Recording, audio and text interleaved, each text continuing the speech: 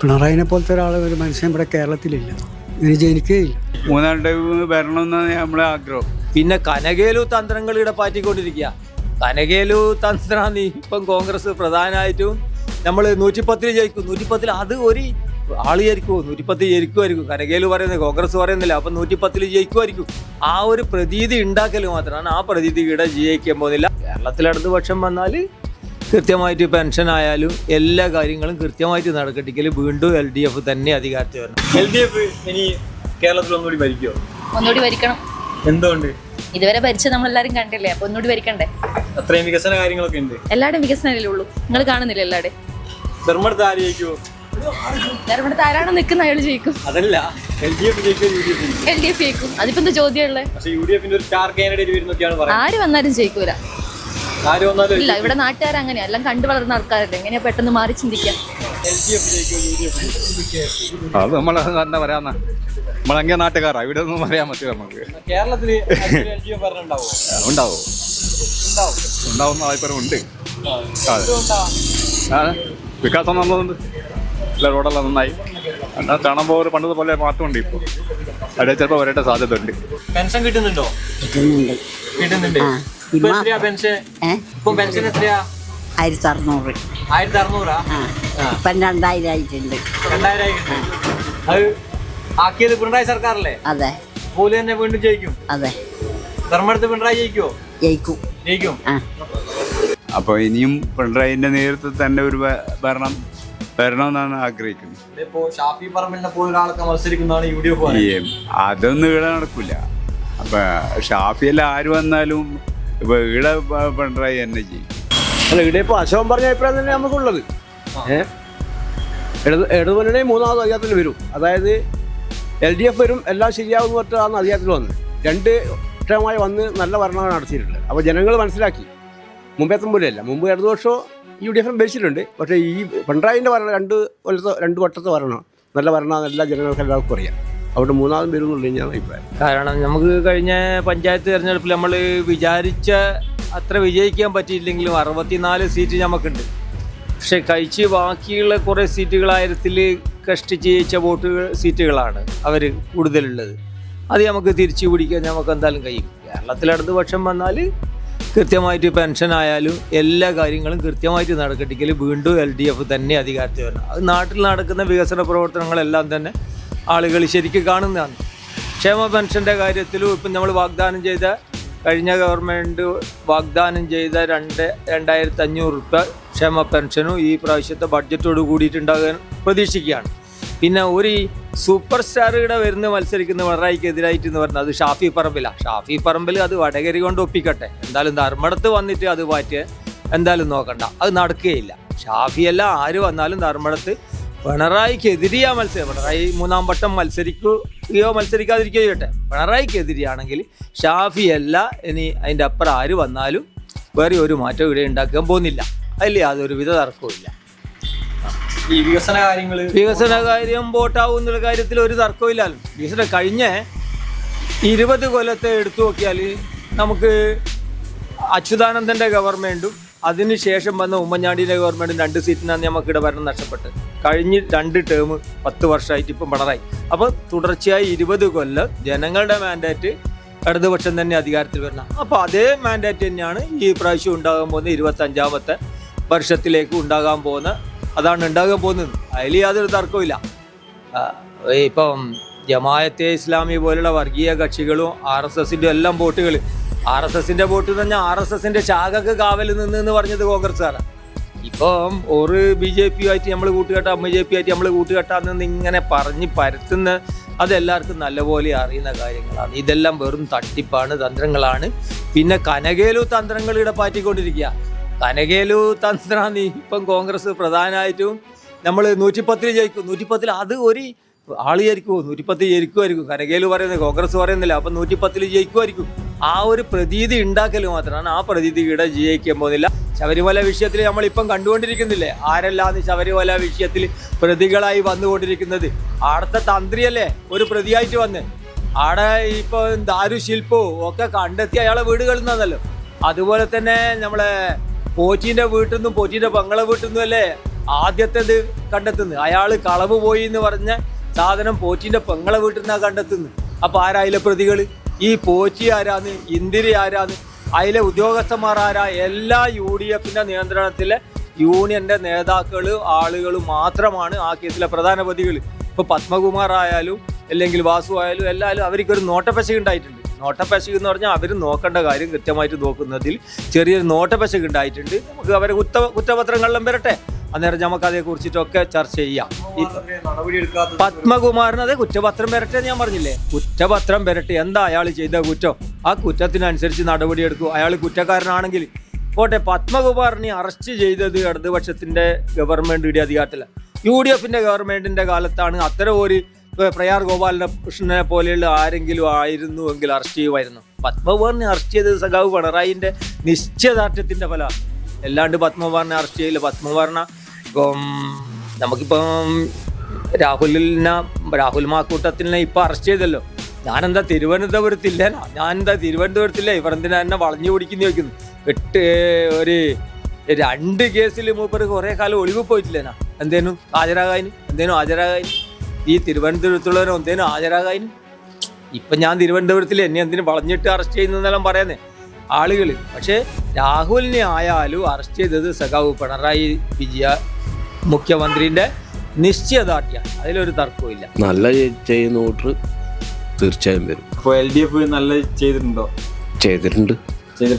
ഒരുപാട് വികസന പ്രവർത്തനങ്ങൾ നടത്തിയിട്ടുണ്ട്. പല റോഡുകളും എല്ലാം പല വികസനം അതിനുണ്ട്. LDF അല്ലാണ്ട് പിന്നെ വേറെ ആരുണ്ടാകുക? ധർമ്മടത്ത് LDF തന്നെ. കേരളത്തിൽ പിന്നെ സാധ്യത LDFനാണ്. UDF ഒരു സ്റ്റാർ കാൻഡിഡേറ്റിനൊക്കെ ധർമ്മടത്ത് കൊണ്ടുവരുന്നതാണ് പറയുന്നത്. എന്ത് സ്റ്റാർ കൊണ്ടുവന്നു കഴിഞ്ഞാലും ഒരു 50-ൽ കൂടുതൽ ഭൂരിപക്ഷത്തിൽ പിന്നെ ജയിക്കും ഇടതുപക്ഷം. പിണറായി ആണെങ്കിൽ ജയിക്കും ഉറപ്പിച്ചു പറയുന്നത്. ഇന്നത്തെ സാഹചര്യം തന്നെ വികസനവും തീർച്ചയായും LDF ജയിക്കും. എന്തുകൊണ്ടും ജയിക്കും. നമ്മളെ മുഖ്യമന്ത്രി അതങ്ങളുടെ ആളല്ലേ പിണറായി വിജയൻ പറഞ്ഞ ആരാ? നിങ്ങൾ ആലോചിച്ച് നോക്കിയാൽ എല്ലാം കൊണ്ടും വികസനവും എല്ലാം ഇങ്ങനെ അവിടെ തീർച്ചയായിട്ടും നമ്മൾ 100% വിശ്വസിക്കുന്നു. കേരളത്തിലൊരു വീണ്ടും LDF ഭരണം ഉണ്ടാവും. തീർച്ചയായും വരും. ഈ കഴിഞ്ഞ തെരഞ്ഞെടുപ്പ് നോക്കണ്ട, പഞ്ചായത്ത് തെരഞ്ഞെടുപ്പ് നിങ്ങൾ കണക്കിലെടുക്കണ്ട. പക്ഷേങ്കിൽ തീർച്ചയായിട്ടും വരാൻ 100% ഉറപ്പാണ്. ഇത്ര വീടുകൾ എടുത്തു കൊടുക്കുന്നുണ്ട്, ചുരൽമല എല്ലാം. തീർച്ചയായിട്ടും ജനങ്ങൾ ചിന്തിക്കുകയാണെങ്കിൽ ഉറപ്പായിട്ടും മുഖ്യമന്ത്രിൻ്റെ മണ്ഡലം തന്നെ ആയതുകൊണ്ട് അത് നല്ല വികസനവും കാര്യങ്ങളെല്ലാം ഉള്ളതുകൊണ്ട് LDF തന്നെ വരണമെന്നാണ് നമ്മളെ തീരുമാനം. UDF ഇത്തവണ ഒരു സ്റ്റാർ കാൻഡിഡേറ്റിനൊക്കെ കൊണ്ടുവരുന്നതാണ് പറയുന്നത്. അതെല്ലാം കണ്ടാലും പറയാ, കണ്ടാലും പറയാ, അത്രയേ ഉള്ളൂ. അവർ പറയുന്നതല്ലേ, പറഞ്ഞതാണ് ചെയ്യണമെന്നില്ലല്ലോ. എന്തുകൊണ്ട് വികസനം എടുത്താൽ അതും ചോദിക്കും, എല്ലാ റോഡ് എടുത്താൽ അതിന് നല്ല എന്ത് കാര്യവും. ഇപ്പോൾ ഇവിടെ മേലുള്ള ഹബ്ബ് മാത്രം നോക്കിയാൽ മതി. എത്ര ഏക്കർ സ്ഥലത്താണ് എടുത്തിട്ടുള്ളത്. നല്ല ഭരണമായിരുന്നു, വികസനം ഉണ്ടായിരുന്നു. പിന്നെ മറ്റ് പ്രശ്നങ്ങളുണ്ട്, അതുകൊണ്ട് എന്നാലും നല്ല ഭരണമായിരുന്നു എന്നാണ് എൻ്റെ അഭിപ്രായം. നമ്മളെ മുഖ്യമന്ത്രി പിണറായി വിജയൻ ഭരിക്കണം എന്നാണ് ഞമ്മക്കുള്ളത്. ഭരിക്കുന്നെന്ന് വിചാരിക്കുന്നു. എന്തുകൊണ്ട് അങ്ങനെ? കേരളത്തിന്റെ വികസനം, പിന്നെ ആരോഗ്യ മേഖലയിലുള്ള പുരോഗതി, വിദ്യാഭ്യാസ മേഖലയിലുള്ള പുരോഗതി, പിന്നെ പെൻഷൻ്റെ ഇത്. LDF വരും എന്ന് വിചാരിക്കുന്നു. LDF ജയിക്കും. 110 സീറ്റ് ജയിക്കും. എന്തുകൊണ്ട്? കേരളത്തിലെ വികസനം, മുഖ്യമന്ത്രി പിണറായി വിജയൻ്റെ ഭരണം എന്ന് പറഞ്ഞു കഴിഞ്ഞാൽ 10 കൊല്ലത്തെ ഭരണം എന്ന് പറഞ്ഞാൽ ജനങ്ങൾക്ക് ഉപകാരപ്രദമുള്ളൊരു ഭരണം. കഴിഞ്ഞ ഉമ്മൻചാണ്ടി സർക്കാർ ഭരിക്കുമ്പോൾ എന്ന് പറഞ്ഞാൽ കേരളം എത്രയോ കൊല്ലത്തെ, നമ്മുടെ 2016 മുമ്പിലാണെങ്കിലും അതിലും എത്രയോ കൊല്ലം നമ്മൾ പിറകോട്ട് പോവുക ചെയ്തിട്ടുണ്ട്. ഇപ്പോൾ എന്ന് പറഞ്ഞാൽ നമ്മൾ വീണ്ടും ഈ 10 കൊല്ലം കൊണ്ടെന്ന് പറഞ്ഞാൽ നമ്മൾ 35 വർഷം മുന്നിലോട്ടുള്ള വികസനം കണ്ടിട്ടുള്ള ഭരണം.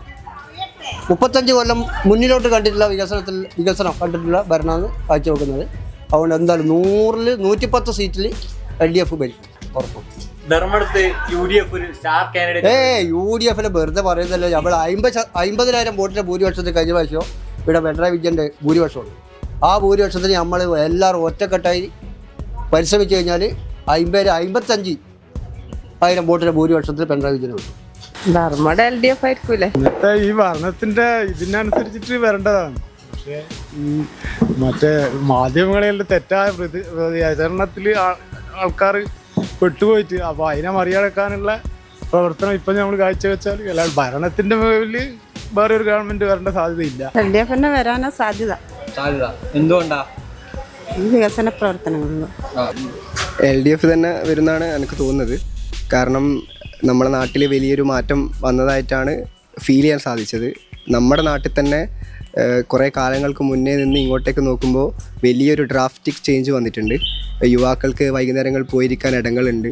പിന്നെ വിദ്യാർത്ഥികൾക്ക് അവർ സ്കൂളെല്ലാം നോക്കുകയാണെങ്കിൽ നമ്മുടെ AKG സ്കൂളൊക്കെ വലിയ മാറ്റമാണ് വന്നിട്ടുള്ളത്. അപ്പോൾ ആ മാറ്റം കേരളത്തിൽ അങ്ങോളം ഉണ്ട് എന്നാണ് കാണാൻ സാധിക്കുന്നത്. അപ്പോൾ ആ മാറ്റം ഉണ്ടാക്കാൻ ഈ അടുത്തൊന്നും മറ്റൊരു ഗവൺമെൻറ്റിന് സാധിച്ചിട്ടില്ല എന്നാണ് മൊത്തത്തിൽ നോക്കുമ്പോൾ കാണുന്നത്. അപ്പോൾ ഇങ്ങനൊരു മാറ്റം ഒരു ഗവൺമെൻറ്റിന് ഉണ്ടാക്കാൻ സാധിച്ചത്, അതുപോലെ തന്നെ നാട്ടിലെ ഡെവലപ്മെൻറ്റും ഇൻഫ്രാസ്ട്രക്ചറൊക്കെ ഒരു ഗവൺമെൻറ് തന്നെ നേതൃത്വം കൊടുക്കുന്നതാണ് കേരളത്തിലുള്ള ചർച്ച. അപ്പോൾ ഇന്ത്യയിൽ തന്നെ ഒരു ഇൻഫ്രാസ്ട്രക്ചർ ഡെവലപ്മെൻറ്റിലും നാട്ടിലെ മാറ്റങ്ങളും ഇന്ത്യയിൽ തന്നെ ചർച്ചയാക്കിയ ഒരു ഗവൺമെൻറ് തുടരണം എന്ന അഭിപ്രായം ജനങ്ങൾക്ക് ഉണ്ടാകുന്നത് സ്വാഭാവികമാണ്. അതുകൊണ്ട് LDF ഗവൺമെൻറ് തുടരുമെന്നാണ് എനിക്ക് തോന്നുന്നത്. സ്റ്റാർ കാൻഡിഡേറ്റ് വന്നാലും ഇനി കോൺഗ്രസിൻ്റെ ഏറ്റവും പ്രധാനപ്പെട്ട നേതാവ് വന്നു കഴിഞ്ഞാലും ഈ നാട്ടിലെ വികസനമാണല്ലോ ഈ നാട്ടിലെ ഏറ്റവും വലിയ ചർച്ചയായി മാറേണ്ടത്. അങ്ങനെ നോക്കുമ്പോൾ നമ്മൾ ഒരു സ്ഥലത്ത് നിന്നാൽ ചുറ്റോട് ചുറ്റും നോക്കുമ്പോൾ അവിടെ എവിടെയെങ്കിലും ഈ നാട്ടിൽ ഈ ടേമിൽ വന്നിട്ടുള്ള വികസനം കാണാൻ വേണ്ടി പറ്റും. അപ്പോൾ ഒരിക്കലും ഏത് സ്റ്റാർ കാൻഡിഡേറ്റിനെ കൊണ്ടുവച്ചാലും ഇവിടെ സ്റ്റാർ LDF തന്നെയായിരിക്കുമെന്നാണ് എനിക്ക് തോന്നുന്നത്. ശബരിമല സ്വർണ്ണക്കൊള്ള എന്ന് പറയുന്നത് ഒരു ആചാരവുമായി ബന്ധപ്പെട്ട ഒരു വിഷയത്തെ പൊളിറ്റിക്കലായി ചില രാഷ്ട്രീയ പാർട്ടികൾ യൂസ് ചെയ്യുന്നതായിട്ടാണ് എനിക്ക് തോന്നിയിട്ടുള്ളത്. അങ്ങനെ യൂസ് ചെയ്യുമ്പോഴും ആ കൊള്ള നടത്തിയ ആളുകളെല്ലാം അവരുടെ നിയമത്തിൻ്റെ മുന്നിലേക്ക് വരണം എന്നുള്ള അഭിപ്രായമാണ് പൊതുവിൽ ഗവൺമെൻറ് സ്വീകരിച്ചത്. അപ്പോൾ ഗവൺമെൻറ് സ്വീകരിച്ച നിലപാട് ജനപക്ഷ നിലപാടായിട്ടാണ് എനിക്ക് തോന്നുന്നത്. സോ എന്തായാലും പിന്നെ അത് ഒരു രാഷ്ട്രീയ വിഷയമാക്കി കേരളത്തിൽ ചർച്ച ചെയ്യപ്പെടേണ്ട ഒരു കാര്യമാണെന്ന് എനിക്ക് തോന്നുന്നില്ല. അതൊരു പിന്നെ അന്വേഷണവും നിയമവുമായി ഒക്കെ ബന്ധപ്പെട്ടുള്ളൊരു വിഷയമാണ്. അത് വെച്ച് നോക്കുമ്പോൾ തീർച്ചയായും അത് കേരളത്തിൽ ഇനി വരുന്ന ഗവൺമെൻറ് ആര് നയിക്കണമെന്നുള്ള ചോദ്യത്തിന് അതൊരു ചർച്ചയായി മാറേണ്ട വിഷയമില്ല എന്നുള്ളതാണ് എനിക്ക് തോന്നുന്നത്. ഒരു മൂന്നാമത്തെ LDF സർക്കാർ വരുമോ? വരും. എന്തുകൊണ്ടാ? ഓരോരോ വികസനങ്ങൾ കൊണ്ടുവരുന്നുണ്ട്. വിദ്യാഭ്യാസ മേഖലയായിക്കഴിഞ്ഞാൽ നല്ല രീതിയിലുള്ള മുന്നേറ്റങ്ങളുണ്ട്. കേരളത്തിൽ 2026 നിയമസഭാ തെരഞ്ഞെടുപ്പിൽ ഒരു മൂന്നാമത്തെ LDF സർക്കാർ ഉണ്ടാവുമോ? തീർച്ചയായും. നമ്മൾ ഇതുമായിട്ടൊന്നും അങ്ങനെ വലിയ ഇത് ചെയ്യുന്ന ആളല്ല, അതുകൊണ്ട് വലിയ അഭിപ്രായമൊന്നുമില്ല. എന്നാലും ധർമ്മടത്ത് പിണറായി തന്നെ. ധർമ്മടത്ത് ആരാ ജയിക്കുക? അത് പിണറായി തന്നെയല്ലേ. പിണറായി തന്നെ നമ്മക്ക് വിശ്വാസം. നമുക്ക് പിണറായി ജയിച്ചാലാണ് കാര്യമുള്ളൂ. അല്ല, നമ്മളെ നാട്ടുകാരനല്ലേ, നമ്മളെ ആലപ്പക്കാരല്ലേ. പിന്നെ വേണ്ട അതിന് ഞാൻ പണ്ടേ അതന്നെയാ വോട്ട് ചെയ്യാൻ തുടങ്ങിയ മുതലതാ. നിങ്ങൾ എന്ത് LDF ഒരുപാട് വികസന കാര്യങ്ങളെല്ലാം ചെയ്യുന്നുണ്ടോ? ഉണ്ടല്ലോ. ഇവിടെ ഇങ്ങനെ എല്ലാലേനും നമ്മളെ പിണറായി പഞ്ചായത്തിൽ മാത്രമല്ല കേരളത്തിൽ മൊത്തം നല്ലൊരു രീതിയിൽ ഇടതുപക്ഷ ജനാധിപത്യം നടപ്പിലാക്കുന്ന എല്ലാ പദ്ധതികളും വിജയിക്കുന്നുണ്ട്. അതിൽ യാതൊരു സംശയവും വേണ്ട. പിന്നെ ഇപ്പോൾ പെൻഷൻ, പിന്നെ തൊഴിലാളി പിന്നെ പെൻഷൻ, വാർഷിക പെൻഷൻ മുതലെല്ലാം കൊടുക്കുന്നുണ്ട്. പിന്നെ ആശുപത്രിൻ്റെ കെട്ടിടങ്ങൾ നിർമ്മാണങ്ങൾ ഒരുപാട് നടക്കുന്നുണ്ട്. പിണറായി പഞ്ചായത്തിൻ്റെ ആശുപത്രി നിർമ്മാണം ഒരുപാട് നടക്കുന്നുണ്ട്. അങ്ങനെ മേഖലകളിൽ പിണറായി വിജയൻ മുഖ്യമന്ത്രി എന്ന കാരണം ഒന്നിനും ഒരു കുറവും ഉണ്ടായിട്ടില്ല. നല്ല വികസനങ്ങളാണ്. ജയിക്കും. അവർ നല്ല പ്രവർത്തനങ്ങളല്ലേ കാഴ്ചവെക്കുന്നത്. അതുകൊണ്ട് നമുക്കുള്ള കട്ട സപ്പോർട്ടാണ്. ഹരിതകർമ്മസേനക്കാർക്കുള്ള സർക്കാർ ഒരുപാട് സപ്പോർട്ടാണ്.